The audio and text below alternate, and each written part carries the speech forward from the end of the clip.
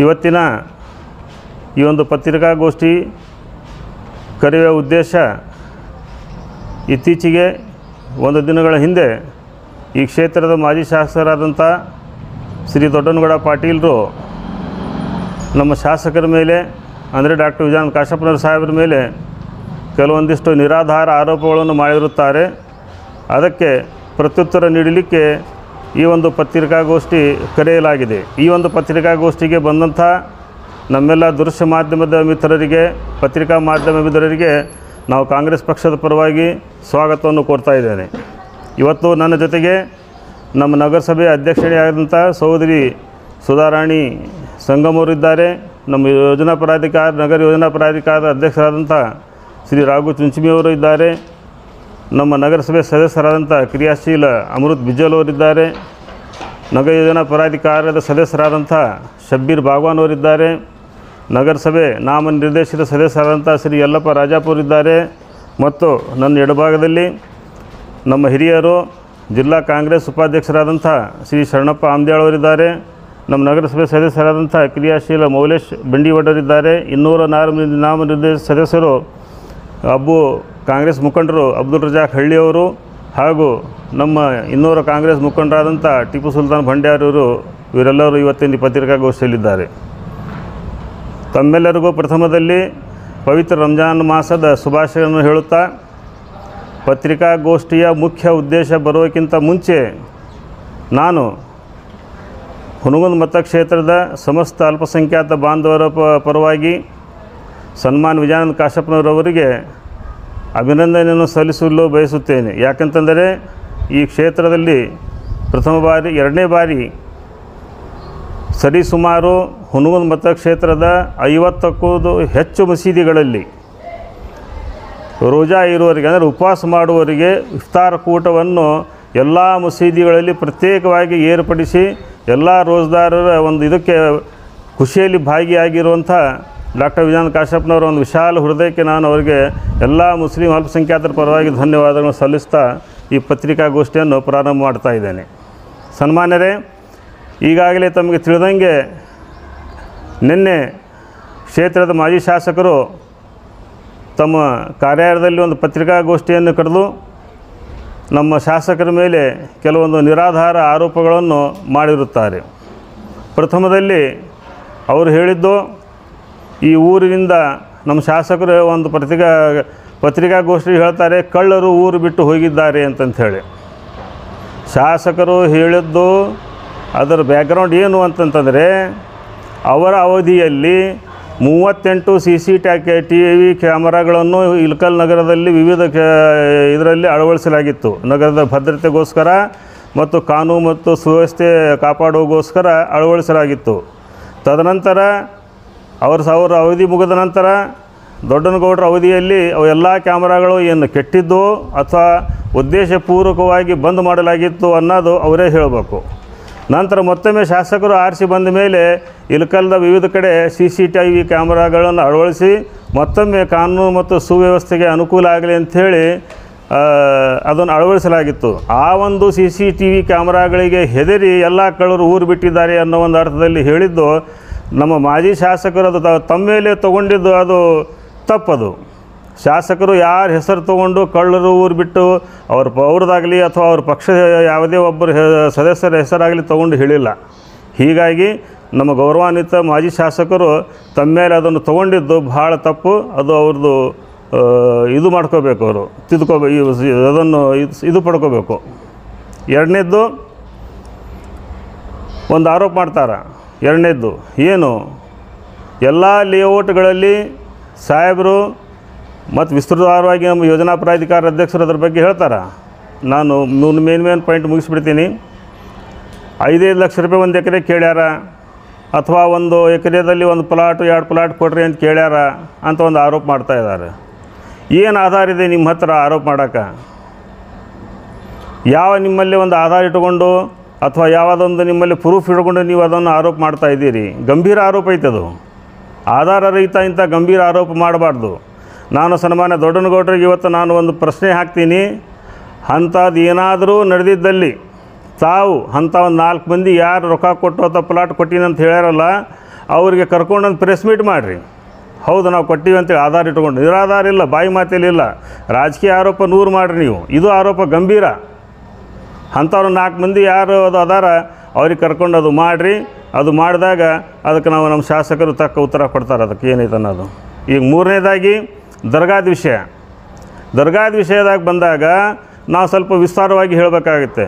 ಶಾಸಕರು ಮತ್ತು ತಹಸೀಲ್ದಾರರು ಕೂಡಿಕೊಂಡು ಅದರಲ್ಲಿ ಭ್ರಷ್ಟಾಚಾರ ನಡೆಸ್ಯಾರ ಅಂತಂಥೇಳಿ. ಏನು ಸ್ವಾಮಿ, ಏನು ಭ್ರಷ್ಟಾಚಾರ ನಡೆಸ್ಯಾರ? ಟೆಂಡರ್ ಕ್ಯಾನ್ಸಲ್ ಆಗಿದ್ದು 4 ಸತಿ ನಿಮಗೆ ಗೊತ್ತಿರಲಿ. ತಾವು ಮಾಜಿ ಶಾಸಕರು 3 ಬಾರಿ ಈ ಕ್ಷೇತ್ರವನ್ನು ತಾವು ಪ್ರತಿನಿಧಿಸಿರಿ. ದರ್ಗಾದ ವ್ಯಾಜ್ಯ ಈಗಾಗಲೇ ಕೋರ್ಟ್ನಲ್ಲಿರುತ್ತದೆ. ಕೋರ್ಟ್ ಆದೇಶ ಮೇರೆಗೆ ಆಡಳಿತಾಧಿಕಾರಿಗಳು ಅವ್ರು ಬಂದಾರ. ಆ ಆಡಳಿತಾಧಿಕಾರಿಗಳನ್ನು ಕೂಡಿಸಲಿಕ್ಕೆ ಸಹಿತ ನೀವೇ ಕಾರಣ. ನಿಮ್ಮ ಅವಧಿಯಲ್ಲೇ ಆಡಳಿತಾಧಿಕಾರಿ ಬಂದು ಕೂಡಿಸ್ಯಾರ. ಬೇರೆಯವರಿದ್ದರು, ಈಗ ಹೈಕೋರ್ಟ್ ಬೇರೆಯವ್ರಿಗೆ ಕೊಟ್ಟಿದ್ದು ಅಧಿಕಾರ. ಅದು ಆಡಳಿತಾಧಿಕಾರಿನೇ. ಹೌದಾ? ಏನಾಗಿದೆ? ನೀವು 4 ರಿಸಿಪ್ಟ್ಗಳನ್ನು ತೋರಿಸಿದ್ರಿ, ದೇಣಿಗೆ ಪಾವತಿಗಳನ್ನು. ಅಲ್ಲೇ ವ್ಯವಸ್ಥೆ, ನಾವು ಸಲಹಾ ಸಮಿತಿಯಲ್ಲಿ ಇದ್ದವರು, ಅಲ್ಲಿ ಒಂದು ಏನು ವ್ಯವಸ್ಥೆ ಇದೆ, ಪ್ರತಿ ವರ್ಷ ಸಾವಿರಾರು ಭಕ್ತರು ಪ್ರತಿ ವರ್ಷ ಬಂದು ತಮ್ಮ ಮನದಾಳದಿಂದ ಮುತ್ಯಾನಿಗೆ ಒಂದು ದೇಣಿಗೆ ಬರೆಸ್ತಾರೆ. ದಿನಾಲೂ ಅದು ಕಾಣಿಕೆ ಪೆಟ್ಟಿಗೆಯಲ್ಲಿ ಪಟ್ಟಿಗೆಯಲ್ಲಿ ಹಾಕೋದವ್ರು ಬೇರೆ, ಅದನ್ನು ಕೂಡ ತಹಸೀಲ್ದಾರರು ವಿಡಿಯೋಗ್ರಾಫಿ ಮುಖಾಂತರ ಅದನ್ನು ಎಣಿಸಿ ಎಲ್ಲರಿಗೂ ಲೆಕ್ಕ ಕೊಟ್ಟಾರ. ಆದರೆ ಉರ್ಸಿನ ದಿವಸ ಬಂದು ಬರ್ಸೋರು ಸಾಕಷ್ಟು ಸಾವಿರಾರು ಮಂದಿ ಇರ್ತಾರೆ. ಈಗ ಒಂದೇ ಪೌತಿ ಬುಕ್ ಆತಪ್ಪ ಅಂತಂತಂದ್ರೆ ಎಲ್ಲರಿಗೂ ಅನುಕೂಲ ಆಗೋದಿಲ್ಲ ಅಂಥೇಳಿ ದರ್ಗಾಕ್ಕೆ ಇರುವ 4 ಬಾಗಿಲುಗಳಲ್ಲಿ ಬೇರೆ ಬೇರೆ ಬೇರೆ ಕಡೆ ತಹಸೀಲ್ದಾರವರು ನೇಮಿಸಿದ ಸಿಬ್ಬಂದಿಯೇ ಕುಂತಿರ್ತಾರೆ ಅಲ್ಲಿ ಬುಕ್ಕ ಹಿಡ್ಕೊಂಡು. ಈ ಒಬ್ಬರ ಕಡೆ ಒಂದು ಬುಕ್ಕ ಇರುತ್ತೆ, ಮತ್ತೊಬ್ಬರ ಕಡೆ ಒಂದು ಬುಕ್ಕ ಇರುತ್ತೆ, ಅಲ್ಲಿ ದರ್ಗಾದ ಆಫೀಸ್ನಲ್ಲಿ ಒಂದು ಬುಕ್ಕ ಇರುತ್ತೆ, ಮುಖ್ಯ ಭಾಗ ದ್ವಾರದಲ್ಲಿ ಒಂದು ಬುಕ್ಕ ಇರುತ್ತೆ. ಹೀಗಾಗಿ 8 ದೇಣಿಗೆ ಪುಸ್ತಕಗಳು ಇರ್ತಾವೆ. ನೀವು ಒಂದು ನಂಬರ್ ಹೇಳಿರಿ, 1100 ಚಿಲ್ಲರ ಒಂದು ಹೇಳಿರಿ, 15 ಚಿಲ್ಲರ ಒಂದು ಹೇಳಿರಿ, ಸಹಜ. ಆದರೆ ನಡಬಾರಕಲ್ಲು ಎಲ್ಲಿ ಹೋದವು ಅಂತ ನೀವು ಪ್ರಶ್ನೆ ಮಾಡ್ತೀರಿ. ನಡಬಾರಕಲ್ದು ಈಗ ಒಂದು ಬುಕ್ ಆಯ್ತಪ್ಪ ಅಂತಂದರೆ ಸೀರಿಯಲ್ ನಂಬರ್ ನೀವು ಹೇಳ್ಬೋದು. ನೀವು ಬರೀ ನಿಮಗೆ ಬೇಕಾದಷ್ಟೇ 2 ಪೌತಿಗಳನ್ನು ತೆಗೆಸ್ಕೊಂಡು ನೀವು ದೇಣಿಗೆ ಈ ನಡಬಾರಕಲ್ಲಿ ಎಲ್ಲಿ ಹೋದು ಇರ್ತಾವಲ್ಲಿ ಆಫೀಸ್ನಾಗ. ತಾವು ಮಾಜಿ ಶಾಸಕರು ಕೇಳಿ ಮಾಹಿತಿ ಹಾಕೋದೇ ಕೇಳಿರಿ, ಮತ್ತೊಂದರ ವ್ಯವಸ್ಥೆಯೊಳಗೆ ಕೇಳಿ ಪಡ್ಕೋರಿ. ಮತ್ತೊಂದು ಹೇಳ್ತೀನಿ, ಮುತ್ಯಾನ ರೊಕ್ಕ ತಿಂದವರು ಈ ಊರಾಗ ಯಾರೂ ಉಜ್ಜಳ ಆಗಿಲ್ಲ. ಮಠದ್ದಾಗಲಿ ದರ್ಗಾದ್ದಾಗಲಿ ಮಸೀದಿ ಆಗಲಿ ಇಂಥ ದೇವಸ್ಥಾನದ ರೊಕ್ಕ ತಿಂದವ್ರು ಯಾರೂ ಉದ್ಧಾರ ಆಗಿಲ್ಲ. ಮುಂದುವರೆದು ಇನ್ನೊಂದು ಮಾತನ್ನು ನಾನು ಹೇಳ್ತಾ ಇದ್ದೀನಿ. ನೀವು ಕೂಡ ಈ ಕ್ಷೇತ್ರದಲ್ಲಿ 3 ಬಾರಿ ಶಾಸಕರಾಗಿ ಅಧಿಕಾರವನ್ನು ನಡೆಸಿರಿ. ನೀವು ದರ್ಗಾಕ್ಕೆ ಏನು ಉದ್ಧಾರಕ್ಕೆ ಏನು ಮಾಡಿರಿ? ನಿಮ್ಮ ದರ್ಗಾಕ್ಕೆ ಕೊಡುಗೆ ಏನಿದೆ? ವೈಯಕ್ತಿಕ ಕೊಡುಗೆ ಅಂತ ನಾನು ಕೇಳೋಗಿಲ್ಲ. ನೀವು ದರ್ಶನಕ್ಕೆ ಬಂದಿರೋ ಬಿಟ್ಟಿರೋದು ಅದು ನಿಮ್ಮ ವೈಯಕ್ತಿಕ ವಿಷಯ, ಅದು ನಾವು ಕೇಳೋಗಿಲ್ಲ. ನೀವು ಶಾಸಕರಾಗಿ ಅದು ವಕಫಿಗೆ ಸಂಬಂಧಪಟ್ಟಂಥ ಒಂದು ಆಸ್ತಿ, ಈಗೇನು ನಿಮಗೆ ದರ್ಗಾದ ಬಗ್ಗೆ ಇಷ್ಟೊಂದು ಮಮತೆ ಬಂದಿದ್ದೆಲ್ಲ 50 ಲಕ್ಷ ರೂಪಾಯಿ ಸರ್ಕಾರಕ್ಕೆ ಬರುವಂಥದ್ದು ರೆವಿನ್ಯೂ ನುಕ್ಸಾನ ಮಾಡ್ಯಾರ, ಕರಪ್ಷನ್ ಮಾಡ್ಯಾರ, ಭ್ರಷ್ಟಾಚಾರ ಮಾಡ್ಯಾರ ಅಂಥೇಳಿ ಅದಕ್ಕೆ ಉತ್ತರ ಅಂಕಿಅಂಶಗಳ ಪ್ರಕಾರ ನಮ್ಮ ಶಾಸಕರು ಬಂದ ಮ್ಯಾಗ ಕೊಡ್ತಾರೆ. ನೀವು ತಹಸೀಲ್ದಾರ್ ಕಡೆ ನೀವು ಮಾಹಿತಿ ಕೇಳ್ಬೋದು, ಅವರು ಸ್ಪಷ್ಟ ಮಾಹಿತಿ ಕೊಡ್ತಾರೆ. ಮತ್ತು ತಹಸೀಲ್ದಾರವರು ಪ್ರತಿಯೊಂದು ರೂಪಾಯಿದು ಲೆಕ್ಕ ಕೋರ್ಟಿಗೆ ಒಪ್ಪಿಸಬೇಕಾಗಿದೆ, ನ್ಯಾಯಾಲಯಕ್ಕೆ ಅವ್ರ ಕಡೆ ಇಟ್ಕೊಳ್ಳೋಂಗಿಲ್ಲ, ನ್ಯಾಯಾಲಯಕ್ಕೆ ಒಪ್ಪಿಸಬೇಕಾಗಿದೆ. ಖರ್ಚು ಮಾಡಬೇಕಪ್ಪ ಅಂತಂದ್ರು ಟ್ರೈಬ್ಯುನಲಿಂದ ಪರ್ಮಿಷನ್ ತೊಗೊಂಡು ಖರ್ಚು ಮಾಡಬೇಕು. ಅವರು ಕಾನೂನು ಪ್ರಕಾರ ಮಾಡಕತ್ತಾರೆ, ಅವ್ರಿಗೆ ಕೇಟವ್ರು ಉತ್ತರ ಕೊಡ್ತಾರೆ. ಅದಕ್ಕೆ ನಾನು ಕೇಳೋದಿಷ್ಟೇ, ನೀವು ಕೂಡ ಈ ಕ್ಷೇತ್ರ ನಿಮಗೆ ರಾಜಕೀಯ ಜನ್ಮ ಕೊಟ್ಟಂಥ ಇದು ಕ್ಷೇತ್ರ. ಈ ಕ್ಷೇತ್ರದ 2 ಆರಾಧ್ಯ ದೇವರು, ಒಂದು ಚಿತ್ತೂರಿಗೆ ವಿಜಯ ಮಹಾಂತಪ್ಪನವರು, ಒಂದು ಮುರ್ತುಜಾ ಖಾದ್ರಿಯವರು. ಮುರ್ತುಜಾ ಖಾದ್ರಿಯವರ ದರ್ಗಾಕ್ಕೆ ನೀವು ಶಾಸಕರಾಗಿ 15 ವರ್ಷ ಇಲ್ಲಿದ್ದಾಗ ನಿಮ್ಮದು ಎಷ್ಟು ಸತಿ ಭೇಟಿ ಕೊಟ್ಟಿರಿ, ಅಥವಾ ನಿಮ್ಮ ಅದಕ್ಕೆ ಜೀರ್ಣೋದ್ಧಾರಕ್ಕಾಗಲಿ ಅಲ್ಲಿ ಬರುವ ಭಕ್ತಾದಿಗಳಿಗಾಗಲಿ ಯಾತ್ರಿಗಳಿಗಾಗಲಿ ಏನು ಸೌಕರ್ಯವನ್ನು ನಿಮ್ಮ ರೀತಿಯಿಂದ ನೀವು ಮಾಡಿರಿ ಅದು ನೀವು ಹೇಳ್ರಿ. ಏನಾರ ಸ್ವಲ್ಪರ ಒಂದು 4 ಕೊಠಡಿಯಾರ ಮಾಡಿರಿ ಅಲ್ಲೇ ಬಂದು ಯಾತ್ರಿಗಳಿಗೆ ಇಳಿಸ್ಕೊಳಕ್ಕೆ? ಏನು ಮಾಡಿರಿ? ಸ್ವಚ್ಛತೆ ಸಲುವಾಗಿ ಏನಾರು ಮಾಡಿರಾ? ಶೌಚಾಲಯ ಅಥವಾ ಬಂದವರಿಗೆ ಸ್ನಾನಗೃಹ ಆಗಲಿ ಶೌಚಾಲಯ ಆಗಲಿ ಇಳ್ಕೊಳ್ಳೋಕ್ಕಾಗಲಿ ಏನಾರು ಒಂದು ಮಾಡ್ಬೋದಾಗಿತ್ತಲ್ಲ. 15 ವರ್ಷಗಳ ಕಾಲ ನೀವು ಶಾಸಕರಾಗಿ ಈ ಕ್ಷೇತ್ರವನ್ನು ಪ್ರತಿನಿಧಿಸಿರಿ. ಒಬ್ಬ ಶಾಸಕ ಆರಿಸಿ ಬಂದ ಮೇಲೆ ಯಾವುದೇ ಪಕ್ಷದಿಂದ ಆರಿಸಿ ಬಂದಿಲ್ಲ, ಅದು ಕಾಂಗ್ರೆಸ್ ಇರ್ಬೋದು, ಭಾರತೀಯ ಜನತಾ ಪಕ್ಷ ಇರ್ಬೋದು, ಜನತಾದಳ ಇರ್ಬೋದು, ಮತ್ತೊಂದು ಇರ್ಬೋದು, ಅವರು ಪ್ರಮಾಣ ವಚನ ಸ್ವೀಕಾರ ಮಾಡೋದು ಸಂವಿಧಾನ ಮೇಲೆ, ಮತ್ತು ಯಾವುದೇ ಬೇರೆ ತಮ್ಮ ಪಾರ್ಟಿಯ ಮ್ಯಾನಿಫೆಸ್ಟೋ ಮೇಲೆ ಅಲ್ಲ, ಸಂವಿಧಾನ ಮೇಲೆ ನೀವು ಮಾಡಿದಾಗ ನಿಮ್ಮದೇ ಸ್ಲೋಗನ್ ಇದೆ, ಸಬ್ಕಾ ಸಾಥ್ ಸಬ್ಕಾ ವಿಕಾಸ್ ಅಂಥೇಳಿ. ಎಲ್ಲಿ ಸಬ್ಕಾ ವಿಕಾಸ ಆಗೈತೆ? ಎಲ್ಲಿ ಸಬ್ಕಾ ವಿಕಾಸ ಆಗೈತೆ ಹೇಳ್ರಿ. ದರ್ಗಾಕ್ಕೆ ಒಂದು ಇಟ್ಟಂಗೆ ಯಾರು ಇಟ್ಟಿರಿ ನೀವು? ಒಂದು 2 ಲೀಟ್ರ್ ಸುಣ್ಣಾರು ಬಡಿಸಿರಿ ನೀವು ನಿಮ್ಮ ಅವಧಿ ಒಳಗೆ. ಹಂಗಂದ್ರೆ ಮತ್ತು ನಿಮಗೆ ಇದು ವ್ಯವಹಾರ ಕೇಳೋಕ್ಕೆ ಏನು ಹಕ್ಕೈತಿ? ಆದರೂ ಕೂಡ ನಿಮಗೇನು ಗೌರವ ಕೊಡಬೇಕು ಮಾಜಿ ಅದ ಎಲ್ಲ ಸಕಲ ಗೌರವದೊಂದಿಗೆ ಮತ್ತೊಮ್ಮೆ ನಿಮ್ಮನ್ನು ನಾನು ಪ್ರಶ್ನೆ ಮಾಡ್ತಾಯಿದ್ದೀನಿ. ಇಲ್ಕಲ್ ಮುರ್ತಜಾ ಖಾದ್ರಿ ದರ್ಗಾಕ್ಕೆ ನಿಮ್ಮ ಅಧಿಕಾರ ಅವಧಿಯಲ್ಲಿ, ನಾವು ವೈಯಕ್ತಿಕವಾಗಿ ಕೇಳ್ತಾಯಿಲ್ಲ, ಮತ್ತೊಮ್ಮೆ ಒತ್ತು ಕೊಟ್ಟು ಹೇಳ್ತಾ ಇದ್ದೀನಿ, ಅಧಿಕಾರ ಅವಧಿಯಲ್ಲಿ ನಿಮ್ಮದು ಕೊಡುಗೆ ಏನು ಬಹಿರಂಗವಾಗಿ ಮತ್ತೊಂದು ಪ್ರೆಸ್ ಕಾನ್ಫರೆನ್ಸ್ ಮಾಡಿ ನೀವು ಹೇಳ್ರಿ. ಮೂರನೇದು, ನಮ್ಮ ಶಾಸಕರದು ವೈಯಕ್ತಿಕ ಅವ್ರದ್ದು ಏನು ಕೊಡುಗೆ ಐತೆ ಅನ್ನೋದು ಹೇಳೋದು. ಸರ್ಕಾರ ರೀತಿಯಿಂದ ಅವರು ಪ್ರಥಮವಾಗಿ ಮೊನ್ನೆ ತಾನೇ ಈ ಅವಧಿಯಲ್ಲಿ 20 ಲಕ್ಷ ರೂಪಾಯಿ ಕಂಪೌಂಡ್ ಕಟ್ಟಕ್ಕೆ ಈಗಾಗಲೇ ಮಂಜೂರು ಮಾಡಿಸಿ ತೊಗೊಂಬಂದಾರ. ಇನ್ನು ಕೆಲವೇ ದಿನಗಳಲ್ಲಿ ಸರ್ವೆ ಆಗಿ ಕಂಪೌಂಡ್ ಕೆಲಸ ಪ್ರಾರಂಭ ಆಗುತ್ತೆ. ಮತ್ತು ಅಲ್ಲಿ ಹಿಂದುಗಡೆ 1 ಕೋಟಿ ರೂಪಾಯಿದು ದೊಡ್ಡ ಶಾದಿ ಮಹಲ್ ನಿರ್ಮಾಣ ಹಂತದಲ್ಲಿದೆ ನಮ್ಮ ಶಾಸಕರ ಅನುದಾನದಲ್ಲಿ, ನಮ್ಮ ಸರ್ಕಾರದ ಅನುದಾನದಲ್ಲಿ. ಇದು ಸರ್ಕಾರದ ಮಟ್ಟದಲ್ಲಿ ಮಾಡಿದ ಕೆಲಸ. ಇನ್ನು ವೈಯಕ್ತಿಕವಾಗಿ ಹೇಳಬೇಕಪ್ಪ ಅಂತಂದರೆ ಶಾಸಕರು ಪ್ರಥಮವಾಗಿ ಆರಿಸಿ ಬಂದಾಗ ದರ್ಗಾದ ಪೀಠಾದ ಗುರುಗಳಿಗೆ ಸ್ವಂತ ಹಣದಿಂದ 10 ಲಕ್ಷ ರೂಪಾಯಿದ ಹೊಸ ಕಾರನ್ನು ಅವರಿಗೆ ಉಡುಗೊರೆಯಾಗಿ ಕೊಟ್ಟು ತಮ್ಮೆಲ್ಲರೂ ಸಾಕ್ಷಿಯಾಗಿದ್ದೀರಿ ಉರುಸಿನ ದಿವಸ. ಮತ್ತು ದೊಡ್ಡ ಸಾಹೇಬರಿಂದ ಹಿಡಿದು ಈಗೇನು ಅವ್ರ ಚಿರಂಜೀವಿಗಳು ಅದಾರಲ್ಲ, ಅವ್ರಿಗೆ ಯಾವಾಗಲೂ ಗೌರವದಿಂದ ಕಾಣುತ್ತಾ ಎಲ್ಲ ರೀತಿಯಿಂದ ಅವರಿಗೆ ಸಹಾಯ ಸಹಕಾರ ತಮ್ಮ ವೈಯಕ್ತಿಕವಾಗಿ ತಮ್ಮ ಸ್ವಂತ ಹಣದಿಂದ ಅವ್ರು ಮಾಡ್ಕೊತ ಬಂದಿದ್ದು ಇದು ಎಲ್ಲ ನಮ್ಗೆ ಗೊತ್ತಿದೆ. ಇದು ವೈಯಕ್ತಿಕ. ಇನ್ನು ಸರ್ಕಾರದ ಮಟ್ಟದಲ್ಲಿ ನಾನು ಹೇಳಿದ್ದೇನೆ, ಕಂಪೌಂಡಿಗೆ 20 ಲಕ್ಷ ತಂದಾರ. ಹಿಂದೆ 1 ಕೋಟಿ ರೂಪಾಯಿಗಿಂತ ಹೆಚ್ಚಿನ ಶಾದಿ ಮಹಲ್ ಕಟ್ಸೋಕೆ ಈಗಾಗಲೇ ಕಟ್ಟಡ ಆಗೈತೆ. ಇನ್ನೂ ಸ್ವಲ್ಪ ಫಂಡ್ ಬಂದ ಮೇಲೆ ಅದು ಕಂಪ್ಲೀಟ್ ಆಗುತ್ತೆ. ಅದು ಕಮಿಟಿ ವಿಸರ್ಜನೆ ಆಗಿದ್ದಕ್ಕೆ ಸ್ವಲ್ಪ ಕೆಲಸ ಹಿಂದೆ ಮುಂದೆ ಆಗೈತೆ. ಆದ ಕಾರಣ ಈ 3 ಆರೋಪವು ನಿರಾಧಾರವಾಗಿದ್ದು ತಾವುಗಳನ್ನು ಇನ್ನು ಮೇಲೆ ಇಂಥ ನಿರಾಧಾರ ಆರೋಪಗಳನ್ನು ಮಾಡೋದು ನಿಲ್ಲಿಸಬೇಕೆಂದು ತಮ್ಮಲ್ಲಿ ನಾನು ಕೇಳಿಕೊಳ್ಳುತ್ತಾ, ಇನ್ನು ಉತ್ತಾರದ ಬಗ್ಗೆ, ಉತ್ತಾರ ಯಾಕೆ ಬಂದ್ ಮಾಡ್ಯಾರ, ಯಾಕೆ ಕೊಡಕತ್ತಿಲ್ಲ ಅನ್ನೋದು ನಮ್ಮ ಯೋಜನಾ ಪ್ರಾಧಿಕಾರದ ಅಧ್ಯಕ್ಷರಾದಂಥ ರಾಘು ಚುಂಚಮೂರು ಹೇಳ್ತಾರೆ, ಕೇಳ್ರಿ. ಈ ಮೊನ್ನೆ ಪತ್ರಿಕಾಗೋಷ್ಠಿಯಲ್ಲಿ ಮಾಜಿ MLA ಅವರು ಉತ್ತಾರ ಕೊಡಬೇಡ ಅಂತಂದು ಆರೋಪ ಮಾಡಿದ್ದಾರೆ. ಯಾಕೆ ಉತ್ತಾರ ಕೊಡಬೇಕು, ಯಾಕೆ ಉತ್ತಾರ ಕೊಡಬಾರ್ದು ಅನ್ನೋದ್ರ ಬಗ್ಗೆ ಹೇಳೋಕ್ಕೆ ಇಷ್ಟಪಡ್ತೀನಿ ನಾನು. ಈಗಿನ ಲೇಔಟ್ನಲ್ಲಿ ಪ್ರತಿಶತ 100ರಷ್ಟು ಅಭಿವೃದ್ಧಿ ಆದ ನಂತರವೇ ಈಗ ಪ್ಲಾಟ್ ಉತ್ತಾರ ಕೊಡೋಕೆ ಅನುಮತಿ ಇದೆ. ಮೊದಲು 40-60 ಅನ್ನೋದು ಒಂದು ಇದಿತ್ತು. ಆದರೆ ಈಗಿನ ಒಂದು ಕಟ್ಟು ನಿಯಮದ ಪ್ರಕಾರ 100ಕ್ಕೆ 100ರಷ್ಟು ಅಭಿವೃದ್ಧಿ. ಅಲ್ಲಿ ಅಭಿವೃದ್ಧಿ ಅಂದರೆ ಏನು? ಅಲ್ಲಿ ನೀರಿನ ವ್ಯವಸ್ಥೆ ಇರಬೇಕು, ರಸ್ತೆ ವ್ಯವಸ್ಥೆ ಇರಬೇಕು, ಒಳಚರಂಡಿ ವ್ಯವಸ್ಥೆ ಇರಬೇಕು, ಲೈಟಿಂಗ್ ವ್ಯವಸ್ಥೆ ಇರಬೇಕು, ಗಟಾರ ವ್ಯವಸ್ಥೆ ಇರಬೇಕು. ಎಲ್ಲ ಮೂಲಭೂತ ಸೌಕರ್ಯಗಳನ್ನು ಒಳಪಡಿಸಿಕೊಂಡಿರುವಂಥ ಲೇಔಟಿಗೆ ಮಾತ್ರ ಉತ್ತಾರ ಕೊಡ್ರಿ ಅಂತಂದು ಹೇಳುವಂಥ ಒಂದು ಅರ್ಥದಲ್ಲಿ ನಮ್ಮ ಶಾಸಕರು ಹೇಳಿದ್ದಾರೆ. ಯಾವ ಉತ್ತಾರ ಕೊಡಬೇಡ ಅನ್ನೋದು ಇದು ಯಾವ ಉದ್ದೇಶಲಿದ್ದ ಹೇಳ್ಯಾರ ಅನ್ನೋದು ನನಗೀಗ ಅರ್ಥ ಆಗ್ತಾ ಇಲ್ಲ. ಈಗ ಯಾಕಂದರೆ ಉತ್ತಾರ ಯಾಕೆ ಕೊಡಬೇಡ ಅಂತಂದ್ರೆ ಮುಂದೆ ಅಕಸ್ಮಾತಾಗಿ ಅವರು ಲೇಔಟ್ನವರು ಪ್ಲಾಟ್ ಮಾಡಿ ಅಲ್ಲೇನೋ ಉತ್ತಾರ ಕೊಟ್ಟಿದ್ದ ಕರೆ ಆತಂದ್ರೆ ಮುಂದೆ ನಮ್ಮ ಮುನ್ಸಿಪಾಲ್ಟಿಗೆ ಹೊರೆ ಆಗುತ್ತೆ. ಅಲ್ಲಿ ಮೂಲಭೂತ ಸೌಕರ್ಯಗಳನ್ನು ಒದಗಿಸ್ಕೊಡ್ಬೇಕಾದ್ರೆ ಎಲ್ಲ ಜನರು ಬಂದು ಕೇಸಿ ಎಲ್ಲರೂ ನಗರಸಭೆಯ ಅಧ್ಯಕ್ಷರು, ನಗರಸಭೆಯ ಆಡಳಿತ ಮಂಡಳಿಗೆ ಬಂದು ಕೇಸಿ ಕೇಳ್ತಾರೆ. ಆದರೂ ಅಂಥ ಯಾವ ಉತ್ತಾರಗಳನ್ನು ಅಭಿವೃದ್ಧಿಗೊಳ್ಳದೇ ಇರುವಂಥ ಉತ್ತಾರಗಳನ್ನು ಕೊಡಬೇಡ ಅಂತಂದು ಹೇಳಿದ್ದು ಸತ್ಯ. ಆದರೆ ಇದು ಯಾವ ರೀತಿಯಲ್ಲಿ ಇವರು ತಿಳ್ಕೊಂಡಿದ್ದಾರೆ ಅನ್ನೋದು ಅವರು ತಿಳಿಸ್ಬೇಕಂತ ಈ ಮಾಧ್ಯಮದ ಮುಖಾಂತರ ನಾವೊಂದು ಮಾತು ಕೇಳ್ಕೊತೀವಿ. ಇಷ್ಟೊತ್ತವರೆಗೂ ನಮ್ಮ ಬ್ಲಾಕ್ ಅಧ್ಯಕ್ಷರು ಸವಿಸ್ತಾರವಾಗಿ ಮೊನ್ನೆ ಒಂದು ಮಾಜಿ ಶಾಸಕರಾದಂಥ ದೊಡ್ಡನಗೌಡ ಪಾಟೀಲ್ ಅವರು ಒಂದು ಪತ್ರಿಕಾಗೋಷ್ಠಿಯನ್ನು ಕರೆದು ನಮ್ಮ ಜನಪ್ರಿಯ ಶಾಸಕರಾದಂಥ ವಿಜಯಾನಂದ ಎಸ್ ಕಾಶ್ಯಪ್ನವ್ರ ಮೇಲೆ ಇಲ್ಲೂ ಸಲ್ಲದ ಒಂದಿಷ್ಟು ಆರೋಪಗಳನ್ನು ನಿರಾಧಾರ ರಹಿತ ಒಂದಿಷ್ಟು ಆರೋಪಗಳನ್ನು ಮಾಡಿದರು. ಅದಕ್ಕೆ ಈಗಾಗಲೇ ಸ್ಪಷ್ಟೀಕರಣವನ್ನು ಕೊಟ್ಟಿದ್ದಾರೆ. ಆಮೇಲೆ ಮಾಜಿ ಶಾಸಕರು ಒಂದು ಮಾತನ್ನು ಹೇಳಿದರು. ಈ ವಿಜಯಾನಂದ ಕಾಶ್ಯಪ್ನವರ ಅವಧಿಯಲ್ಲಿ ಅಭಿವೃದ್ಧಿ ಶೂನ್ಯ ಇದೆ ಅಂತ ಹೇಳಿದರು. ಶಾಸಕರು 2013ರಿಂದ 2018ರವರೆಗೂ ಸುಮಾರು 4,000 ಕೋಟಿಗಿಂತ ಹೆಚ್ಚಿನ ಅನುದಾನ ತಂದು ಈ ಕ್ಷೇತ್ರದ ಸಂಪೂರ್ಣ ಅಭಿವೃದ್ಧಿಗೆ ಶ್ರಮಿಸಿದ್ದು ತಮಗೆಲ್ಲರಿಗೂ ಗೊತ್ತಿದ್ದಂಥ ವಿಷಯ. ಹಾಗೂ ಇವಾಗ 2023 ಅವರು ಆರ್ಷ್ ಬಂದ ನಂತರ ಕೆಲವು ಒಂದಿಷ್ಟು ಅವರ ಅಭಿವೃದ್ಧಿ ಕೆಲಸಗಳನ್ನು ನಾನು ನೆನಪಿಸಲು ಬಯಸುತ್ತೇನೆ. ಅವರು 2023ರಲ್ಲಿ ಶಾಸಕರಾದ ನಂತರನೇ ಅವರ ಕನಸಾದಂಥ ಇಳಕಲ್ಲಿಗೆ ಒಂದು ಬೃಹತ್ತಾದಂಥ ಒಂದು ಕೆರೆ ಇರಬೇಕು, ಅದಕ್ಕೆ ವಾಕಿಂಗ್ ಟ್ರ್ಯಾಕ್ ಇರಬೇಕು, ನಮ್ಮ ಇಲ್ಲಿ ಎಲ್ಲ ದೊಡ್ಡ ದೊಡ್ಡ ಊರಲ್ಲ ಬೆಂಗಳೂರು ಹುಬ್ಬಳ್ಳಿ ಅನ್ನೋ ಮಾದರಿಯಲ್ಲಿ ಒಂದು ಸುಸಜ್ಜಿತವಾದ ಒಂದು ಕೆರೆ ನಿರ್ಮಾಣ ಮಾಡಬೇಕಂತ ನಮ್ಮ ಶಾಸಕರ ಒಂದು ಕನಸಿತ್ತು.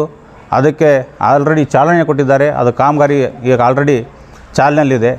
ಹಾಗೆ ಅಲ್ಲೇ ನಮ್ಮ ಇನ್ನೂ ಒಂದು ಅವರೇ ಹೋದ ಅವಧಿಯಲ್ಲೇ ಅವರು ಕನಸು ಕಂಡಂತೆ ಒಂದು ಬ್ರಿಡ್ಜ್ ಮಾಡಬೇಕಂಥೇಳಿ ಕೋಳಿಪೇಟೆಯಿಂದ ಹಿಡ್ಕೊಂಡು ಅಲಂಪುರಪೇಟೆವರೆಗೆ ಒಂದು ಬ್ರಿಡ್ಜಿನ ಪ್ರಸ್ತಾಪನೆ ಹೋಸತೆ ಇತ್ತು. ಅದು 5 ವರ್ಷ ನಂತರ ಆಗಲಿಲ್ಲ. ಈ ಸತಿ ಮತ್ತೆ ಅದಕ್ಕೆ ನಾವು ಭೂಮಿ ಪೂಜೆ ಮಾಡಿ ಬ್ರಿಡ್ಜನ್ನು ಈಗ ಆಲ್ರೆಡಿ ಕನ್ಸ್ಟ್ರಕ್ಷನ್ ಕೂಡ ಸ್ಟಾರ್ಟ್ ಇದೆ. ಹಾಗೂ ಇಳಕಲ್ ನಗರದ ಎಲ್ಲ ವಿದ್ಯಾರ್ಥಿಗಳು ಹಾಗೂ ಯುವಜನತೆಗೆ ಸರ್ಕಾರಿ ಒಂದು ಕ್ರೀಡಾಂಗಣ ನಿರ್ಮಾಣ ಮಾಡಬೇಕಂತ ಹೇಳಿ ಅವ್ರದ್ದೊಂದು ಕನಸಿತ್ತು. ಅದಕ್ಕೂ ಕೂಡ ಈಗ ನಾವು ಭೂಮಿ ಪೂಜೆ ನೆರವೇರಿಸಿ ಅದು ಕೂಡ ಕಾಮಗಾರಿ ಪ್ರಗತಿಯಲ್ಲಿದೆ. ತದನಂತರ ಅದೇ ರೀತಿ ಅದೇ ಮಾದರಿಯಲ್ಲಿ ಎಲ್ಲ ಯುವಕರಿಗೆ ಅನುಕೂಲ ಆಗಲಿ ಅಂಥೇಳಿ ಒಂದು ಸುಸಜ್ಜಿತವಾದ ಈಜುಗೊಳ ಸ್ವಿಮ್ಮಿಂಗ್ ಪೂಲ್ ಕೂಡ ನಿರ್ಮಾಣದ ಒಂದು ಕಾರ್ಯಕ್ರಮ ಆಲ್ರೆಡಿ ಚಾಲ್ತಿಯಲ್ಲಿರುತ್ತದೆ. ತದನಂತರ ಇಂಡೋರ್ ಸ್ಟೇಡಿಯಂ ಬ್ಯಾಡ್ಮಿಂಟನ್ ಹಾಗೂ ವಾಲಿಬಾಲು ಮತ್ತು ಇನ್ನಿತರ ಇಂಡೋರ್ ಕ್ರೀಡೆಗೋಸ್ಕರನೂ ಒಂದು ಇಂಡೋರ್ ಸ್ಟೇಡಿಯಂ ಸುಸಜ್ಜಿತವಾದ ಇಂಡೋರ್ ಸ್ಟೇಡಿಯಂಗೂ ಕೂಡ ಈಗ ಆಲ್ರೆಡಿ ಭೂಮಿ ಪೂಜೆ ಸಲ್ಲಿಸಿರುತ್ತಾರೆ. ತದನಂತರ ಎಲ್ಲರಿಗಿಂತ ಮುಖ್ಯವಾಗಿ ಈಗೇನು ಮೊನ್ನೆ ನಮ್ಮ ಶಾಸಕರು ಹಾಗೂ ಸಂಸದರು ಸೇರಿ ಒಂದು ಇಲ್ಲಿ ಅಂಡರ್ ಪಾಸನ್ನು ಕಾಮಗಾರಿನ ಒಂದು ಭೂಮಿ ಪೂಜೆ ನೆರವೇರಿಸಿದರು. ಅಲ್ಲಿ ಮಾಜಿ ಶಾಸಕರು ಒಂದು ಆರೋಪ ಮಾಡಿದರು.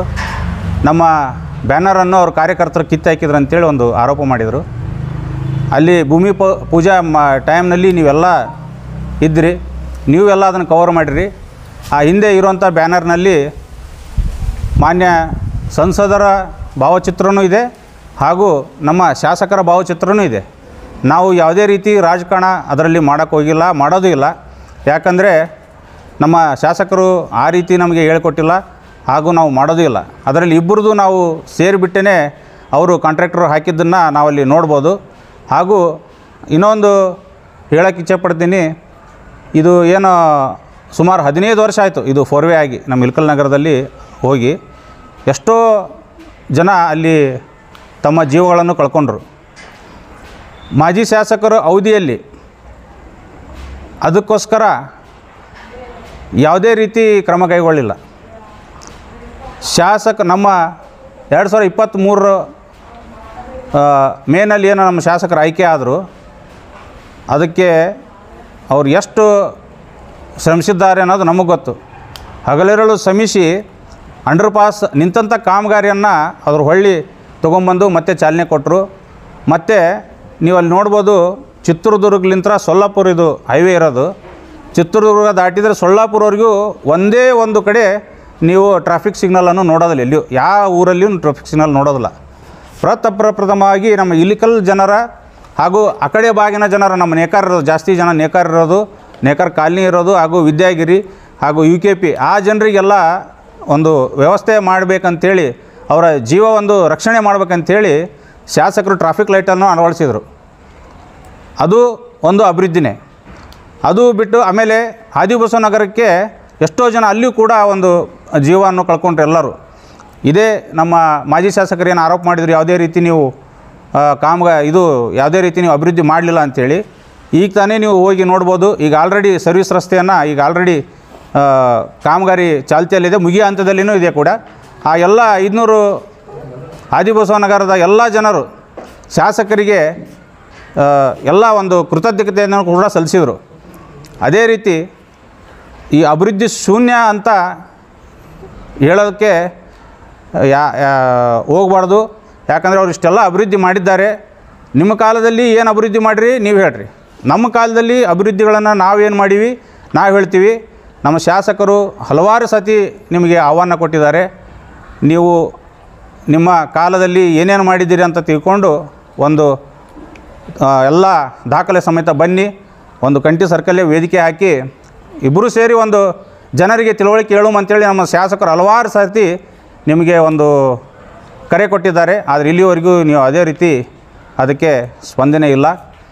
ಅದಕ್ಕೆ ನಾನು ಮಾಜಿ ಶಾಸಕರಾದಂಥ ಸನ್ಮಾನ್ಯ ಶ್ರೀ ದೊಡ್ಡನಗೌಡ ಜಿ ಪಾಟೀಲ್ ಅವರಿಗೆ ಈ ಮೂಲಕ ಕೇಳ್ಕೊಳಕ್ಕೆ ಬಯಸ್ತೇನೆ. ಅಭಿವೃದ್ಧಿ ಆಗಿಲ್ಲ ಅಂತ ನೀವು ಹೇಳೋದಕ್ಕಿಂತ ನಮ್ಮ ಶಾಸಕರು ಬಂದ ಮೇಲೆ ಇನ್ನೊಂದು ಸತಿ ಏನೇನು ಅಭಿವೃದ್ಧಿ ಮಾಡಿದ್ದಾರೆ ಮತ್ತು ಇನ್ನೂ ಅವ್ರು ಏನು ಕನಸಿದೆ ಅನ್ನೋದು ಅವರು ಸವಿಸ್ತರವಾಗಿ ಇನ್ನೊಂದು ಸತಿ ಹೇಳ್ತಾರೆ.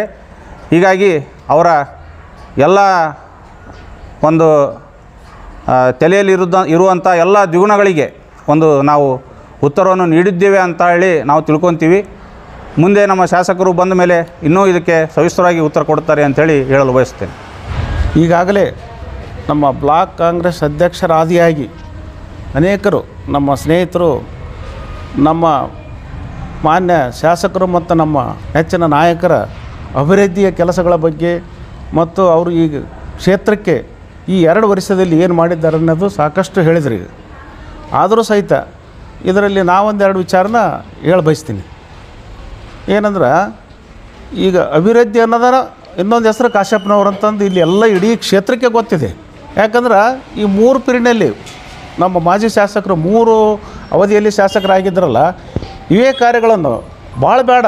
ಮೊನ್ನೆ ನಾವು ಪೊಲೀಸ್ ಸ್ಟೇಷನ್ನಲ್ಲಿ ಒಂದು ಭೂಮಿ ಪೂಜೆ ಮಾಡಿದ್ವಿ, ಗ್ರಾಮೀಣ ಪೊಲೀಸ್ ಠಾಣೆ ಅಂತ. ಮತ್ತು ಅವರಿಗೆ ಯಾವ ಅಭಿವೃದ್ಧಿ ಕಾರ್ಯಗಳು ನೆನಪಾಗಲಿಲ್ಲ ಅವ್ರಿಗೆ. ನಮ್ಮ ಶಾಸಕರು ನಮ್ಮ ನಾಯಕರ ಇಚ್ಛೆ ಏನೈತೆ ಅಂದ್ರೆ ಈ ಇಳಕಲ್ ನಗರವನ್ನು ಸುಂದರ ನಗರವನ್ನಾಗಿ ಮಾಡಬೇಕಂತ ಹಲವಾರು ಕಾರ್ಯಗಳನ್ನು ಹಾಕ್ಕೊಂಡಿದ್ದಾರೆ. ಈಗಾಗಲೇ ನಮ್ಮ ಅಮೃತ್ ಬಿಜ್ಜಲ್ ಅವ್ರು ಹೇಳಿದ್ರಲ್ಲ, ಕೆರೆ ನಿರ್ಮಾಣ ಇರ್ಬೋದು, ಆ ಬ್ರಿಡ್ಜ್ 2 ಆಲಂಪುರ ಪೇಟೆ ಮತ್ತು ಇಳಕಲ್ ಕೂಡಿಸಂಥ ಬ್ರಿಡ್ಜ್ ಇರ್ಬೋದು, ಕ್ರೀಡಾಂಗಣ ಇರ್ಬೋದು, ಧ್ವಜಸ್ತಂಭ ಇರ್ಬೋದು, ಇನ್ನೂ ಅನೇಕ ಕಾರ್ಯಗಳನ್ನು ಅವ್ರು ಹಾಕ್ಕೊಂಡಿದ್ದಾರೆ. ಅಂಥ ಒಂದು ಸಂದರ್ಭದಲ್ಲಿ ಅಭಿವೃದ್ಧಿ ಕೆಲಸ ಆಗಿಲ್ಲ ಅನ್ನೋದು ಅಂತಂದ್ರೆ ಇದು ಇಡೀ ಇಳಕಲ್ ಜನತೆಗೆ ಗೊತ್ತೈತೆ. ನೀವೇನು ಮಾಡಿರಿ ಅದನ್ನು ಹೇಳ್ರಿ. ಮೊದಲ ಇಂದು 3 ಅವಧಿಯಲ್ಲಿ ಅಂತಿರಲ್ಲ, ಅದನ್ನು ನೀವು ಹೇಳಬೇಕು. ಅಭಿವೃದ್ಧಿ ಕೆಲಸ ನಾವು ಹೇಳೋದಲ್ಲ. ಈ ಪ್ರತಿ ಸಾಲ ನಾವು ನೋಡ್ತೀವಲ್ಲ ಮಾಧ್ಯಮಗಳಲ್ಲಿ, ಈ ಸೋಷಿಯಲ್ ಮೀಡಿಯಾದಾಗ ಬರ್ತಾವ, ಈ ಪ್ರಿಂಟ್ ಮೀಡಿಯಾ ಪತ್ರಿಕೆಗಳಲ್ಲಿ ಬರ್ತಾವೆ. ಭೂಮಿ ಪೂಜೆ ಮಾಡಿದ್ದು ನೋಡಿ ವೀಡಿಯೋಗಳು ನೋಡಿ ಮಂದಿ ನಮಗೆ ಎಷ್ಟು ಸಾಕಾಗಿದೆ ಅಂದ್ರೆ ಅಷ್ಟು ಕಾರ್ಯಕ್ರಮಗಳನ್ನು ಹಾಕ್ಕೊಂಡಾರ ಅವರು. ಇವೆಲ್ಲ ಭಾಳ ಹೇಳೋದ್ರ ಜೊತೆಗೆ ಇನ್ನೊಂದು ಮುಖ್ಯವಾಗಿ ಹೇಳೋದೇನೆಂದ್ರೆ, ನಮ್ಮ ನಾಯಕರು ಜಾತ್ಯತೀತ ನಾಯಕರು. ಯಾವುದೇ ಧರ್ಮ, ಜಾತಿ, ಬಡವ, ಶ್ರೀಮಂತ, ಲಿಂಗಭೇದ ಅಂದರೆ ಯಾವುದೂ ಇರಲಾರ್ದೇ ಎಲ್ಲದಕ್ಕೂ ಎಲ್ಲ ಜಾತಿ ಧರ್ಮಗಳನ್ನು ಸಮಾನವಾಗಿ ತೆಗೆದುಕೊಂಡು ಹೋಗುವಂಥ ನಾಯಕರಂದ್ರೆ ವಿಜಯನಾಥ್ ಕಾಶ್ಯಪ್ಪನವರು ಮತ್ತು ಅವ್ರ ಕುಟುಂಬ. ಯಾಕಂದ್ರೆ ಈಗಾಗಲೇ ನಾವು ನೋಡಿದ್ದೀವಿ. ಅವರು ಒಂದು ಉದಾಹರಣೆ ಹೇಳ್ಬೇಕಂದ್ರೆ, ಪ್ರಥಮ ಅವ್ರ ಚುನಾವಣೆ ಮುಗಿದ ತಕ್ಷಣ ಫಸ್ಟ್ ಅವರಿಗೆ ಸನ್ಮಾನ ಮಾಡಿದ್ದು ಡಾಕ್ಟರ್ ಬಾಬಾ ಸಾಹೇಬ್ ಅಂಬೇಡ್ಕರ್ ಓಣಿಯಲ್ಲಿ. ಅಲ್ಲಿ ಅವರು ಅವತ್ತೇ ಹೇಳಿಬಿಟ್ರು, ಈ ಅಂಬೇಡ್ಕರ್ ಕಾಲನಿನ ನಾನು ದತ್ತಕ್ಕೆ ತೊಗೊಳ್ತೀನಿ ಮತ್ತು ಅಂಬೇಡ್ಕರ್ ಮೂರ್ತಿಯನ್ನು ಇಲ್ಲಿವರೆಗೂ ನಿರ್ಮಾಣ ಮಾಡಿಲ್ಲ. ಎಷ್ಟು ವರ್ಷ ಆಯಿತು ಈ ಸ್ವತಂತ್ರ ಬಂದ ನಂತರ. ಮತ್ತು ಎಲ್ಲ ದೊಡ್ಡ ದೊಡ್ಡ ನಾಯಕರು ಇಲ್ಲಿ MLAಗಳು ಮಂತ್ರಿಗಳಾಗಿದ್ದಾರೆ. ಆದರೆ ಯಾರೂ ಮಾಡಲಾರದ ಕೆಲಸನ ಅವರು ಅವತ್ತೇ ಒಂದು ವಾಗ್ದಾನ ಮಾಡಿದ್ರು. ಏನಂದ್ರೆ, ಇದೇ ಈ 14ನೇ ತಾರೀಕು ಈ ವರ್ಷ ಬರ್ತಕ್ಕಂಥ ಜಯಂತಿ ಒಳಗೆ ಒಂದು ಸುಮಾರು 10 ಫೀಟ್ ಅಡಿಯ ಬಾಬಾ ಸಾಹೇಬ್ ಅಂಬೇಡ್ಕರ್ ಅವರ ಮೂರ್ತಿಯನ್ನು ಕೂಡಿಸಿ ಅದು ಉದ್ಘಾಟನೆ ಮಾಡ್ತೀವಿ. ಅದು ಇನ್ನೊಂದು ಮುಖ್ಯವಾದ ವಿಷಯ ಅಂದ್ರೆ ಅದರದ ವೆಚ್ಚ 22 ಲಕ್ಷ. ಅದನ್ನು ಅವರು ಸ್ವಂತ ಹಣ ಕೊಟ್ಟಾರ, ಸ್ವಂತ ತಮ್ಮ ಜೇಬಿನಿಂದ, ಅಂದ್ರೆ ಸ್ವಂತವಾಗಿ ಭರಿಸಿರ್ತಕ್ಕಂಥ ಹಣ. ನಾ ಹೇಳೋ ಉದ್ದೇಶ ಇಷ್ಟ, ಅವರು ಯಾವ ಜಾತಿ ಧರ್ಮ ಆಧಾರದ ಮೇಲೆ ಮಾಡಿಲ್ಲ ಅವರು. ಹಂಗೆ ನಿಮ್ಮದಿಲ್ಲ. ಈ ದರ್ಗಾದ ಬಗ್ಗೆ ಮಾತಾಡಿರಲ್ಲ, ಭಾಳ ವಿಚಿತ್ರ ಅನ್ಸುತ್ತೆ, ನಗು ಬರುತ್ತೆ. BJP ಅಂದ್ರೆ ಮುಸ್ಲಿಂ ವಿರೋಧಿ ಪಕ್ಷ, ಅದ್ರಾಗೇನು ಯಾವ 2 ಮಾತಿಲ್ಲ. ಅಂಥದ್ರೊಳಗೆ ಎಂದೂ ಕಾಣಲಾರ್ದು ಎಂದೂ ಕೇಳಲಾರ್ದು ದರ್ಗಾದ ಬಗ್ಗೆ ಮಾತಾಡಿರೋರು. ದರ್ಗಾಕ್ಕೆ ಹೋಗ್ಯಾರ ಗೊತ್ತಿಲ್ಲ. ನಾವು ಎಷ್ಟು ಸಲ ಹೋಗಿ ನಮ್ಮ ನಾಯಕರ ಜೊತೆ, ನಮ್ಮ ನಾಯಕರು ಪದೇ ವಿಸಿಟ್ ಮಾಡ್ತಾನೆ ಇರ್ತಾರೆ. ಬರೀ ಕೇವಲ ದರ್ಗಾ ಅಂತಲ್ಲ, ಎಲ್ಲ ಅವರು ಧಾರ್ಮಿಕ ಕ್ಷೇತ್ರಗಳಿಗೆ ಎಲ್ಲ ಧರ್ಮದ ಧಾರ್ಮಿಕ ಕಾರ್ಯಕ್ರಮಗಳಲ್ಲಿ ಯಾವಾಗಲೂ ಭಾಗವಹಿಸ್ತಾ ಇರ್ತಾರೆ.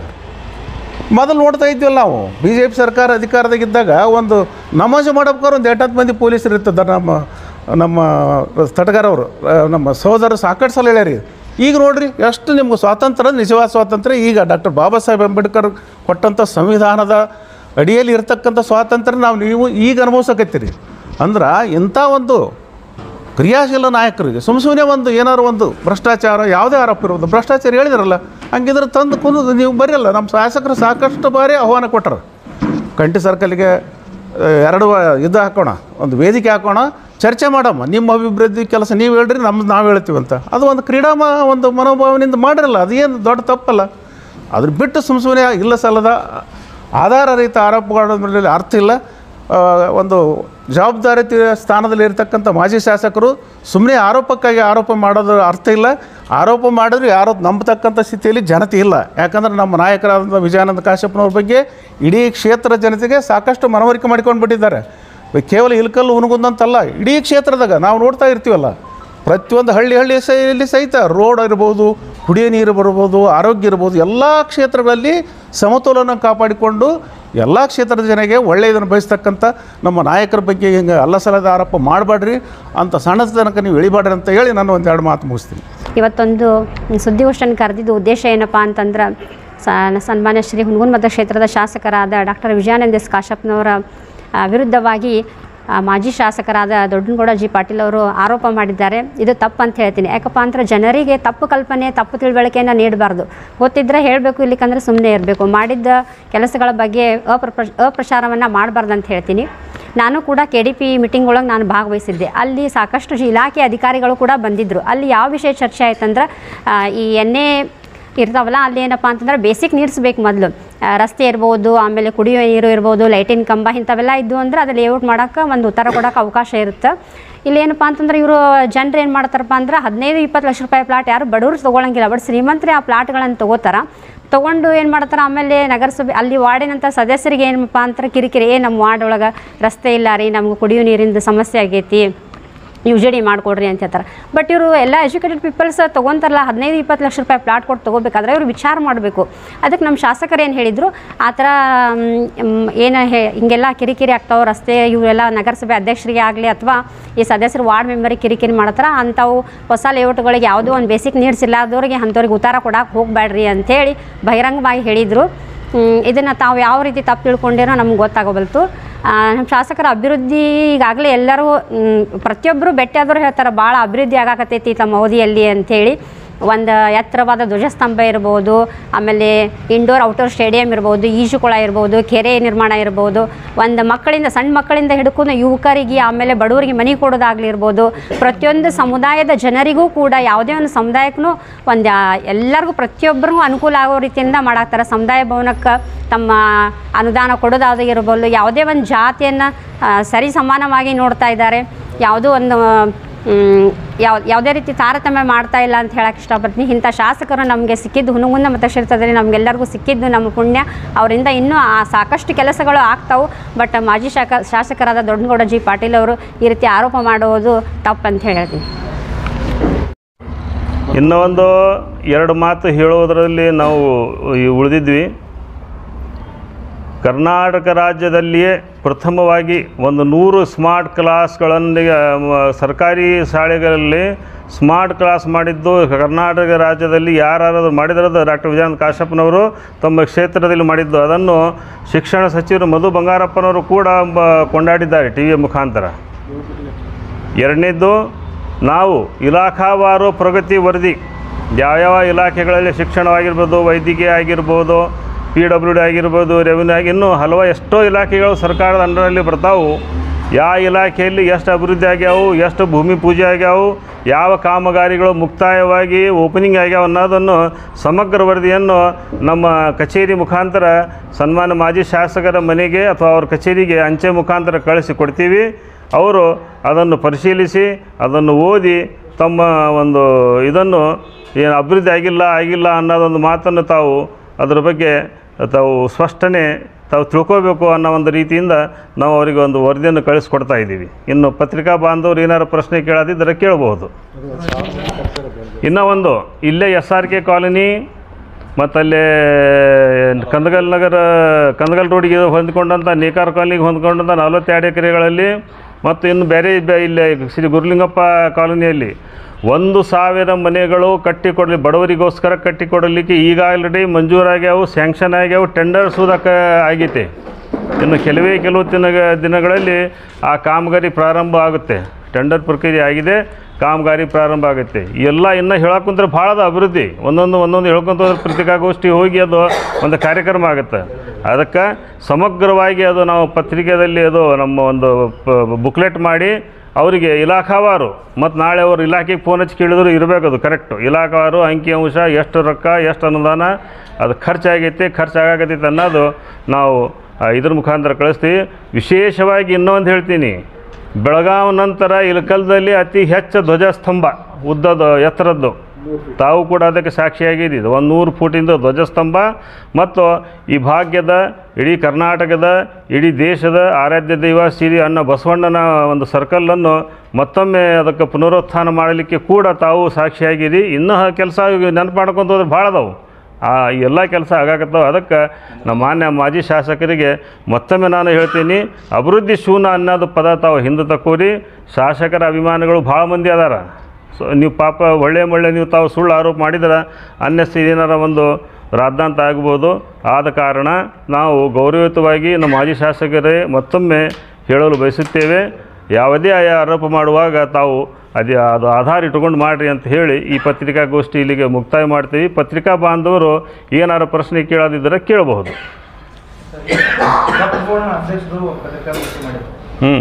ಅದರಲ್ಲಿ ಏನು ಸಲಹಾ ಸಮಿತಿ ದರ್ಗಾ ಉಳಿಸಿಗೋಸ್ಕರ ಸಲಹಾ ಸಮಿತಿ ತಹಶೀಲ್ದಾರ್ಗೆ ಮಾನಸಿಕ ಹಿಂಸೆಯನ್ನು ಕೊಟ್ಟು ಚಿತ್ರಹಿಂಸೆ ಕೊಟ್ಟು ತಹಶೀಲ್ದಾರ್ ದಾರಿ ತಪ್ಪಿದ್ದು ನಿಜ ಅನ್ನೋ ಮಾತನ್ನು ಹೇಳಿದ್ರು. ಇದಕ್ಕೆ ತಮ್ಮ ಸ್ಪಷ್ಟೀಕರಣ ತಾವು ಸಲಹಾ ಸಮಿತಿ ಸ್ಪಷ್ಟೀಕರಣ ಸರ್.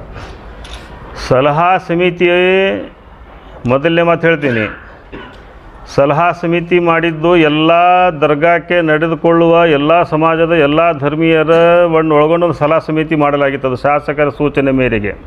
ಅದರಲ್ಲಿ ಒಂದೇ ಸಮಾಜದವರು ಇದ್ದಿಲ್ಲ. ನಾವು ತಹಶೀಲ್ದಾರವರಿಗೆ ಸಲಹಾ ಸಮಿತಿಯವರು ಯಾವುದೇ ದಿಕ್ಕು ತಪ್ಪಿಸುವಂಥ ಅಥವಾ ಹಾದಿ ತಪ್ಪಿಸುವಂಥ ಅಥವಾ ಮಾನಸಿಕ ಹಿಂಸೆ ಕೊಡುವಂಥ ಯಾವುದೇ ಅವರಿಗೆ ನಾವು ಇದು ಮಾಡಿಲ್ಲ. ನಾವು ಅವರಿಗೆ ಸಹಾಯ ಮಾಡಿದ್ದು ಕುಸ್ತಿ ಪಂದ್ಯಾವಳಿಗಳಲ್ಲಿ, ಕ್ರಿಕೆಟ್ ಪಂದ್ಯಾವಳಿಗಳಲ್ಲಿ, ಗಂಧ ಏರಿಸುವಲ್ಲಿ ಮತ್ತು ಇನ್ನು ಹತ್ತಿರ ಧಾರ್ಮಿಕ ವಿಧಿವಿಧಾನಗಳಲ್ಲಿ ಅವರಿಗೆ ಸಹಾಯ ಸಹಕಾರ ಮಾಡಿವಿ. ಇನ್ನಿತರ ಅವರಿಗೆ ಆಡಳಿತ ಅಧಿಕಾರಿಯ ಒಂದು ವ್ಯಾಪ್ತಿ ಒಳಗೆ ಯಾರೂ ಹಸ್ತಕ್ಷೇಪ ಮಾಡಿಲ್ಲ. ಟೆಂಡರ್ ಕರೆಯೋದು ಅಧಿಕಾರ ಪರಮಾಧಿಕಾರ ಆಡಳಿತಾಧಿಕಾರಿಗಳದ್ದು. ಕಳೆದ ಬಾರಿ ಏನಾಗಿತ್ತು, 17 ಲಕ್ಷಕ್ಕಿಂತ ಹೆಚ್ಚಿಗೆ ಟೆಂಡರ್ ಆಗಿತ್ತು. ಅದು ನಿಮಗೂ ಗೊತ್ತೈತೆ. ಅದು ಭಾರ ಯಾರ ಮೇಲೆ ಬಿತ್ತು? ಅಂಗಡಿ ಮಾಲೀಕರ ಮೇಲೆ ಬಿತ್ತು. ಅಂಗಡಿ ಮಾಲೀಕರು ಇದೇ ಶಾಸಕರ ಮನೆಯಲ್ಲಿ ಇನ್ನೂ ಉರುಸು ಭಾಳ ದೂರ ಇತ್ತು. ಡೇಟ್ ಅಷ್ಟೇ ಅದು ಇದಾಗಿತ್ತು, ಡಿಕ್ಲೇರ್ ಆಗಿತ್ತು. ಎಲ್ಲ ಅಂಗಡಿ ಮಾಲೀಕರು ಮತ್ತು ಇಲಕಲಿನ ಎಲ್ಲ ನಮ್ಮ ಸಮಾಜದ ಎಲ್ಲ ಹಿರಿಯರು ಬಂದು ಏನು ಕೇಳ್ಕೊಂಡ್ರು, ನೋಡ್ರಿ ಈ ಸಲನ ನೀವು ಓಪನ್ ಟೆಂಡರ್ ಮಾಡಿದ್ರೆ ಮತ್ತೆ ಹೆಚ್ಚಿಗೆ ಹೋಗುತ್ತೆ, ಮತ್ತು ಅದು ಭಾರ ಬಂದು ಅಂಗಡಿ ಮಾಲೀಕರ ಮೇಲೇ ಬೀಳುತ್ತೆ. ಹೀಗಾಗಿ ಸ್ವಲ್ಪ ಅದು ಅಂಗಡಿ ಮಾಲೀಕರ ಮೇಲೆ ಭಾರ ಆಗಲಾರ್ದಂಗೆ ಮಾಡಿರಿ ಅಂತ ಅವರಿಗೆ ಸೂಚನೆ ಕೊಟ್ಟಿದ್ದು ಸಹಜ. ಟೆಂಡರ್ ಹಾಕಿದವರು ನೀವು 18 ಲಕ್ಷ 20 ಲಕ್ಷ ಕೂಡಿದಾಗ ಒಂದು ಮಾತು ಬಂತು, ಅಂಗಡಿಗಾರರು ವಜ್ಜಾಗುತ್ತೆ, ರೂಲ್ಸ್ ಮಾಡೋಕೆ ಬಂದಿರ್ತಾರೆ, ಹಣದ್ದು ದುಬಾರಿ ಆಗುತ್ತೆ, ಅವ್ರಿಗೆ ರೇಟ್ ಹೆಚ್ಚು ಮಾಡ್ಬಿಡ್ತಾರೆ ಟೆಂಡರ್ ಜಾಸ್ತಿ ತೊಗೊಂಡ್ರೆ ಅನ್ನೋ ಉದ್ದೇಶದಿಂದ ಟೆಂಡರನ್ನು ಮೊಟಕುಗೊಳಿಸಿ ಅಲ್ಲಿಗೆ ಆ ಟೆಂಡರನ್ನು ರದ್ದು ಮಾಡಿದ್ರು. ಮಹಾರಾಷ್ಟ್ರ ಮೂಲದವರಿಗೆ ಟೆಂಡರನ್ನು ಕೊಟ್ಟರು. ಟೆಂಡರ್ ಕೊಟ್ಟ ಮೇಲೆ ಅವರು ವಿಧಿಸಿದಂಥ ಷರತ್ತುಗಳೊಳಗೆ ನೀವು ಇಷ್ಟ ದುಡ್ಡು ತೊಗೋಬೇಕು ಅಂತ ಎಲ್ಲಿ ಮೆನ್ಷನ್ ಮಾಡಿಲ್ಲ. ಅವರು ಮನಸೋ ಇಚ್ಛೆ ದುಡ್ಡನ್ನು ತೆಗೆದುಕೊಂಡಿದ್ದಾರೆ. ಅವಕ್ಕೆಲ್ಲ ಸಾಕ್ಷ್ಯಾಧಾರಗಳದವು. ತಹಶೀಲ್ದಾರರು ಷರತ್ತು ಹಾಕಬೇಕಾಗಿತ್ತು, ನೀವು 10 ಲಕ್ಷ ರೂಪಾಯಿ ಟೆಂಡರ್ ತೊಗೊಂಡ್ರಂದ್ರೆ ನೀವು ಪ್ರತಿಯೊಬ್ಬರಿಗೆ 50 ರೂಪಾಯಿ ಟಿಕೆಟ್ ತೊಗೊರಿ, 70 ರೂಪಾಯಿ ಟಿಕೆಟ್ ತೊಗೊರಿ ಅಥವಾ 30 ತೊಗೊರಿ. ಆ ಟೆಂಡರ್ ಅನುಸಾರ ಹಾಕಬೇಕಾಗಿತ್ತು. 25 ಲಕ್ಷ ರೂಪಾಯಿ 20 ಲಕ್ಷ ರೂಪಾಯಿ ಟೆಂಡರ್ ತೊಗೊತೀನಿ ಅಂತ ಹೇಳಿದವರಿಗೆ ಇಲ್ಲ ರೇಟ್ ಹೆಚ್ಚಾಗುತ್ತಂದವರು ಅವರು ಷರತ್ತಿಗೆ ಒಳಪಡಕ್ಕೆ ರೆಡಿ ಇದ್ದರು. ಯಾರು ಟೆಂಡರ್ ತೊಗೊಳ್ಳೋರು, ನೀವು 50 ರೂಪಾಯಿ ಹೇಳಿದ್ರು ನಾವು ತೊಗೊಳಕ್ಕೆ ರೆಡಿ ಇದ್ದೀವಿ, ನೀವು ಷರತ್ತು ಹಾಕ್ರಿ, ಅದಕ್ಕಿಂತ 1 ರೂಪಾಯಿ ನಾವು ಜಾಸ್ತಿ ತೊಗೊಂಡ್ರು ನಮ್ಮ ಮ್ಯಾಗ ಕ್ರಮ ತೊಗೋರಿ ಅಂತ ಅವ್ರು ರೆಡಿ ಇದ್ದರು. ಹಾಗಾಗಿ ಆಮೇಲೆ ಅನ್ಯ ರಾಜ್ಯದವರಿಗೆ ಕೊಡಲ್ಲ ಅಂತ ಮಾಧ್ಯಮಗಳ ಮುಂದೆ ಸ್ಪಷ್ಟೀಕರಣ ಕೊಟ್ಟರು ತಹಶೀಲ್ದಾರ್ ಅವರು. ಮಹಾರಾಷ್ಟ್ರ ಮೂಲದವರಿಗೆ ಯಾಕೆ ಟೆಂಡರ್ಗಳನ್ನು ಕೊಟ್ಟರು, ಇದರಿಂದ ಉದ್ದೇಶ ಏನಿತ್ತು? ಯಾಕೆ ಕನ್ನಡಿಗರು ತಹಶೀಲ್ದಾರ್ ಕಣ್ಣಿಗೆ ಕಾಣಲಿಲ್ವಾ? 5-6 ಜನ ಹಾಕಿದ್ರು ಆ ಟೆಂಡರ್. ಆದರೆ ಟೆಂಡರ್ ಪ್ರಕ್ರಿಯೆ ನಡೆಯೋ ಸಂದರ್ಭದಲ್ಲಿ ಸಲಹಾ ಸಮಿತಿ ಎಲ್ಲ ಸದಸ್ಯರು ಇದ್ದರು. ಎಲ್ಲರದ್ದು ಒಕ್ಕರನ್ನ ಒಂದು ಇದಾಗಿತ್ತು, ಇಲ್ಲ ಹೆಚ್ಚಾಗುತ್ತೆ, ಒಳ್ಳೆ ಉದ್ದೇಶ, ಜಾತ್ರೆ ಬಂದವ್ರಿಗೆ ಯಾರಿಗೂ ವಜ್ಜ ಆಗಬಾರ್ದು. ಆದರೆ ಕನ್ನಡಿಗರಿಗಾರು ಕೊಡ್ಬೋದಾಗಿತ್ತಲ್ಲ, ಅದು 10 ಲಕ್ಷಕ್ಕೆ ಇವ್ರು ಒಳ್ಳೆ ಅಂತಿದ್ರ, ಇವ್ರು ಅಪ್ಲಿಕೇಶನ್ ಹಾಕಿದ್ರಲ್ಲ ಕನ್ನಡಿಗರು, ಅವ್ರಿಗೆ ಯಾಕೆ ಇವ್ರು ಟೆಂಡರನ್ನು ಕೊಡಲಿಲ್ಲ? ಆಯ್ತು, ಇದು ಟೆಂಡರ್ ಹಾಕಿದವರಿಗೆ ಮತ್ತು ಟೆಂಡರ್ ಕೊಡುವಂಥ ಅಧಿಕಾರಿ ಇದ್ದಂಥ ತಾಲೂಕಾ ದಂಡಾಧಿಕಾರಿಗಳು, ತಹಸೀಲ್ದಾರರು ಮತ್ತು ದರ್ಗಾದ ಆಡಳಿತ ಅಧಿಕಾರಿಗಳಿಗೆ ನೀವು ಇದು ಪ್ರಶ್ನೆ ಕೇಳಿದರೆ ಉತ್ತರ ಕೊಡ್ತಾರೆ. ಅವರಿಗೆ ಕೇಳಬೇಕದು, ಅವ್ರದ್ದು ಪರಮಾಧಿಕಾರ ಅದು. ನೀವು ಸಂವಿಧಾನದ ಒಂದು ಪದ ಬೆಳೆಸಿದ್ರೆ ಕಾಂಗ್ರೆಸ್ಸಿನವರು ಸಂವಿಧಾನ ಉಳಿಸುವಲ್ಲಿ ಏನು ಹಲವು ಕಾರ್ಯಕ್ರಮಗಳನ್ನು ಮಾಡಕತ್ತಿದೆ. ನಾವು ಪತ್ರಕರ್ತರು ಸಂವಿಧಾನದ 4ನೇ ಅಂಗ. ಪತ್ರಕರ್ತರು ಬದುಕಿದ್ರೆ ಮಾತ್ರ ಸಂವಿಧಾನ ಉಳಿತೈತೆ ಅನ್ನೋ ನನ್ನ ಭಾವನೆ. ಅವ್ರು ಇರಬೇಕು. ಈ ವಿಷಯವಾಗಿ ತಹಶೀಲ್ದಾರ್ಗೆ ಮಾಧ್ಯಮದವರು ಕರೆ ಮಾಡ್ಯಾರ. ರೆಕಾರ್ಡ್ ಬೇಕಾದ್ರೆ ನಿಮಗೆ ಸಾಕ್ಷಿ ಬೇಕಂದ್ರೆ ನಮ್ಮ ರೆಡಿ ಇದೆ. ನಾನು ಫೋನ್ನಲ್ಲಿ ಮಾತಾಡೋದಿಲ್ಲ ಈ ವಿಷಯವಾಗಿ, ನೀವು ಆಫೀಸಿಗೆ ಬರ್ರಿ ಕುಂತು ಮಾತಾಡೋಂತಾರೆ. ತಾವು ಬ್ಯುಸಿ ಇದ್ರೆ ಸಾಯಂಕಾಲ ಹಚ್ತೀನಿ, ಓಕೆ. ಇಲ್ಲ ನಾನು ಇವತ್ತೊಂದು ದಿವಸ ಬ್ಯುಸಿ ಇದ್ದೀನಿ, ನಾಳೆ ಸ್ಪಷ್ಟೀಕರಣ ಕೊಡ್ತೀನಿ. ಅದಕ್ಕೂ ನಮಗೆ ಕೊಡಬೇಕಂತ ಯಾರು ಒತ್ತಾಯ ಮಾಡೋದಿಲ್ಲ.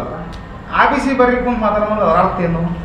ಸ್ಪಷ್ಟೀಕರಣ ಯಾವತ್ತೂ ನಮ್ಗೆ ಕರ್ತವ್ಯ ಇರುತ್ತೆ. ಯಾರಾದ್ರೂ ಆರೋಪ ಮಾಡಲಿ ಏನೋ ಮಾಡಲಿ ಅಥವಾ ನಮ್ಮ ನಜರಿಗೆ ಏನಾದರೂ ಬಂದರೆ ಅವ್ರು ಸ್ಪಷ್ಟೀಕರಣ ತೊಗೊತೀವಿ ನಾವು.